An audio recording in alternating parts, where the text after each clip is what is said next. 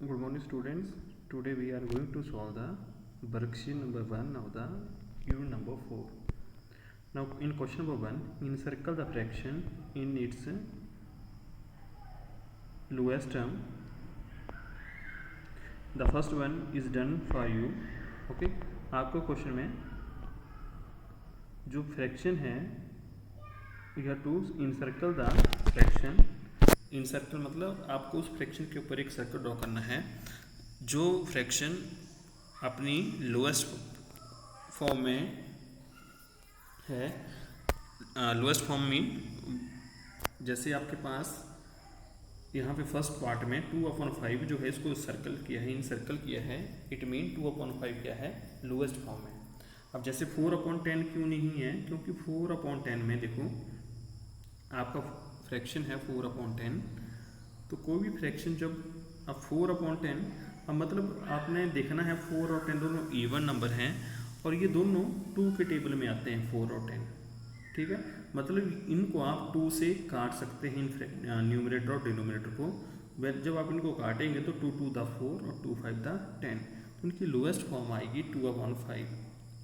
Okay, तो कोई भी फ्रैक्शन अपनी लोएस्ट फॉर्म में कब होता है, जब उनमें कॉमन फैक्टर क्या आए, 1 के अलावा कोई और कॉमन फैक्टर आए तो वो फ्रैक्शन आपका लोएस्ट फॉर्म में नहीं है. अब जैसे आपका बी पार्ट है, तो बी पार्ट में फर्स्ट फ्रैक्शन है 4/24. ओके, अब 4 और 24 में अगर आप देखेंगे 4/24, अब आप देखेंगे तो 4 और 24 दोनों किसके टेबल में आ जाते हैं, 4 के टेबल में दोनों आते हैं, 4b और 24 भी. ओके, अगर आप 4 का टेबल रीड करेंगे तो 4 के टेबल में 4 भी आएगा, 4 बनता 4 और 4 6 दा 24. मतलब ये जो फ्रैक्शन है ये लोएस्ट फॉर्म में नहीं है. तो नेक्स्ट है 6/36. अब 6 और 36 भी देखो क्या है आपके पास, 6/36. अब यहाँ भी देखो 6 और 36 में देखो आपके 6 और 36 दोनों ही 6 के टेबल में आ जाते हैं. 6 बंदा 6 आता है और 6 6 दा 36. मतलब दोनों में कॉमन फैक्टर क्या है, 6 कॉमन फैक्टर है. ओके, तो 6/36 is also not in the lowest term. Next है 1/6. अब 1/6 जो है, अब न्यूमरेटर 1 है और डिनोमिनेटर 6 है. ओके, अब 1 आपका 1 के टेबल में ही आता है और 6 आपका 6 के टेबल में ही आता है. मतलब दोनों डिफरेंट टेबल में आ रहे हैं. तो मतलब ये वाला फ्रैक्शन क्या है, आपका लोएस्ट टर्म में है. जब न्यूमरेटर और डिनोमिनेटर दोनों आपके अलग अलग टेबल में आएंगे तो आप इट मीन जो आपका फ्रैक्शन है वो कौन सी फॉर्म में है, लोएस्ट टर्म में है. नेक्स्ट है 3/18. 3/18. अब देखो 3 जो है वो तो 3 के टेबल में आता है और 18 भी 3 के ही टेबल में आ जाता है. 3 1 द 3 आता है और 3 6 द 18. मतलब दोनों ही न्यूमरेटर और डिनोमिनेटर दोनों ही 3 के टेबल में आ रहे हैं. मतलब 3/18 भी आपका क्या है, लोएस्ट टर्म में नहीं है. जब भी आपका फ्रैक्शन लोएस्ट आप जिस कॉमन फैक्टर जब आ जाएगा तो वो आपका फ्रैक्शन लोएस्ट टर्म में नहीं है. तो इसमें कौन आएगा, 1/6. तो आपने 1/6 को इनसर्कल कर लेना है. Okay, next C part 5/15.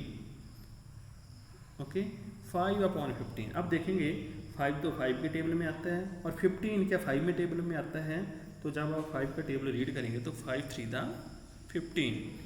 Okay, it mean 5 is the common factor. अब आपका सेकंड पार्ट है 2/6. Next fraction is 2/6. ओके, तो 2 और 6 जो हैं, अगर आप देखेंगे न्यूमरेटर 2 है और डिनोमिनेटर 6 है, तो 2 आपका 2 के टेबल में आता है और 6 भी आपका क्या आ जाता है, 2 के टेबल में. ओके, 2 1 द 2 और 2 3 द 6. मतलब दोनों न्यूमरेटर और डिनोमिनेटर दोनों क्या आ रहे हैं, 2 के टेबल में. मतलब ये जो है आपका फ्रैक्शन, इसको आप सिंपलेस्ट फॉर्म में कन्वर्ट कर सकते हैं when you divide it by the common factor that is 2. तो इनमें कॉमन फैक्टर है 2. ओके, जब भी कॉमन फैक्टर 1 के अलावा कोई और कॉमन फैक्टर आता है तो आपका जो फ्रैक्शन है वो लोएस्ट टर्म में नहीं होता है. It mean 2/6 is not in the lowest term. Okay, क्योंकि यहाँ पे कॉमन फैक्टर क्या है, दोनों में 2 है. ओके, तो जब भी आपका कॉमन फैक्टर क्या आएगा, 1 आएगा, तो 1 इट मीन आपका जो फ्रैक्शन है वो क्या है, लोएस्ट टर्म में है. तो नेक्स्ट है 4/12. तो 4/12 अगर आप देखेंगे तो 4 आता है आपका 4 के टेबल में, लिख सकते हैं आप 4 × 4, ओके। और 12 आता है 4 के ही टेबल में, 4 3 12, ओके। मतलब आपका न्यूमिनेटर और डिनोमिनेटर दोनों ही 4 के टेबल में आ रहे हैं, मतलब इन दोनों में कॉमन फैक्टर क्या आ गया 4। तो मैंने बोला अगर कॉमन फैक्टर 1 आएगा तो वो लोएस्ट टर्म में है, तो कॉमन फैक्टर यहाँ पे क्या है 4, इट मीन ये जो आपका फ्रैक्शन है ये लोएस्ट टर्म में नहीं है। नेक्स्ट है 1/3। तो 1/3 जो है आपका फ्रैक्शन, अगर आप देखेंगे 1/3, तो 1 तो आपका 1 के टेबल में आएगा और 3 जो है वो भी 1 के टेबल में आ जाता है और 3 के टेबल में, ठीक है। तो मतलब 1 के टेबल में भी 1/1 और 3 भी क्या आएगा 1 के टेबल में आ जाता है। अब दोनों में कॉमन फैक्टर क्या आ रहा है 1, तो मैंने बोला जब कॉमन फैक्टर 1 आएगा तो मतलब आपका जो फ्रैक्शन है वो क्या है लोएस्ट टर्म में। तो इस पार्ट में आपका लोएस्ट फ्रैक्शन जिसको आपने सर्कल करना है वो है आपका 1/3। तो इन circle the 1/3। Now next part is 4/5. D part 4/5. Okay, in D part, given fraction are 4/5, 12/15, 32/40 and 16/20. Okay, तो आपको बताना है इन फ्रैक्शंस में कौन सा फ्रैक्शन जो है वो अपनी लोएस्ट टर्म में है। तो if you take the first fraction 4/5, okay. अब 4/5 में आप अगर आप देखेंगे तो 4 और 5 अपने किसी भी टेबल में इकट्ठे नहीं आते हैं, मतलब ये सिर्फ 1 के टेबल में इकट्ठे आएंगे, दैट इज़ 1 × 4 और 1 × 5, ओके। मतलब दोनों का कॉमन फैक्टर क्या आ रहा है यहाँ पे 1, कॉमन फैक्टर है इन दोनों में 1। तो मैंने बताया कि जब भी न्यूमरेटर और डिनोमिनेटर का कॉमन फैक्टर 1 आएगा, इट मीन जो आपका फ्रैक्शन है वो क्या है in the lowest term, okay.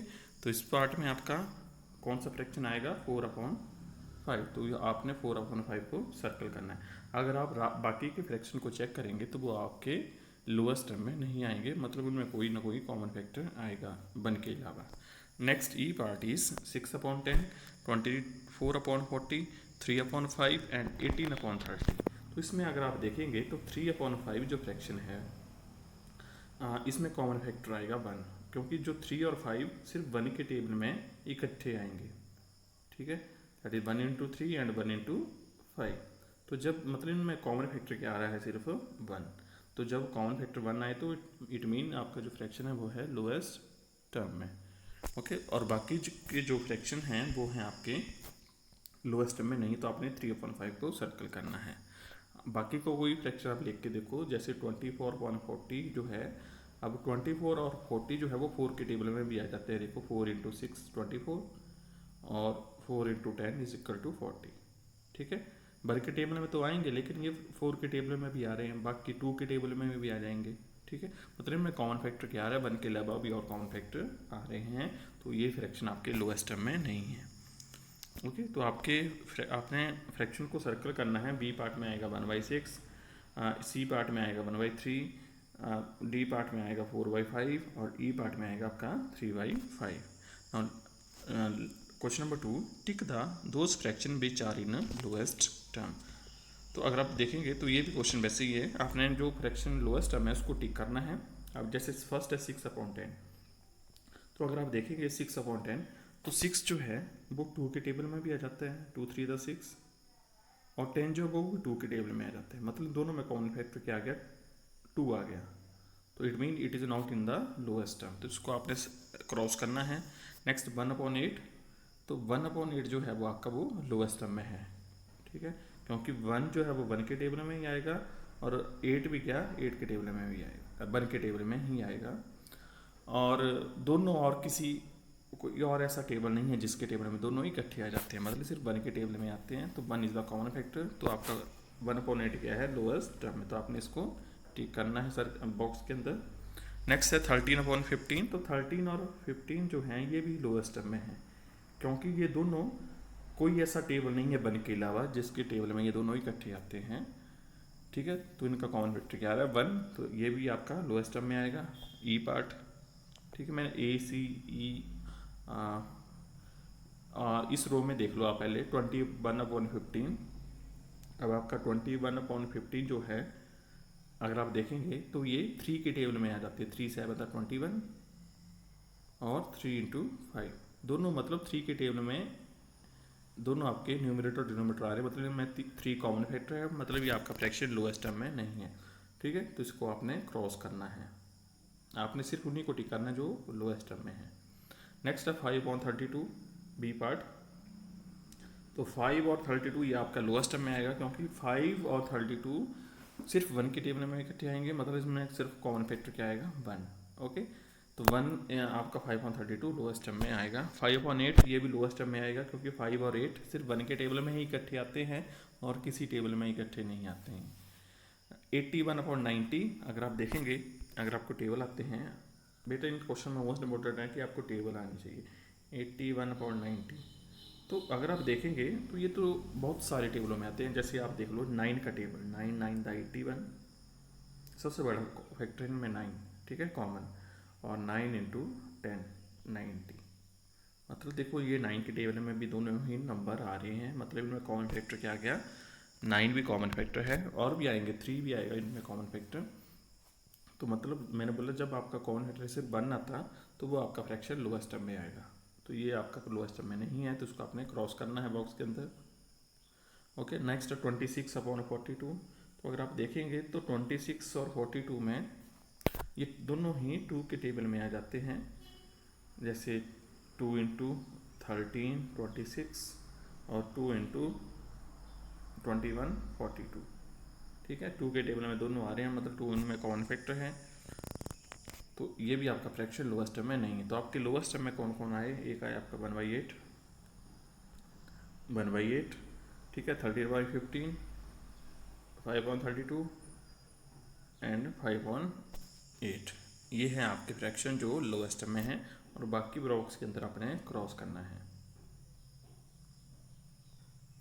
Okay, तो बेटा ये हैं 2 क्वेश्चन आज के लिए, आप इन क्वेश्चन को रिवाइज करना है। ऑन द नेक्स्ट क्लास, जब आपकी लाइव क्लास आएगी ऑन मंडे, तब हम क्वेश्चन नंबर 3 करेंगे कि कैसे आप किसी फ्रैक्शन को लोएस्ट टर्म में कन्वर्ट करते हैं, which is very very important. इस क्वेश्चन नंबर 3 से आपके क्वेश्चन नंबर 1 और क्वेश्चन नंबर 2 और ज़्यादा क्लियर हो जाएंगे। तो आपने क्वेश्चन नंबर 1 और क्वेश्चन नंबर 2 आपने अपनी बुक पे ही इसको अटेम्प्ट करना है, और इसको ट्राई करना है, इसको अंडरस्टैंड करने की कोशिश करनी है आपने। Okay, thank you.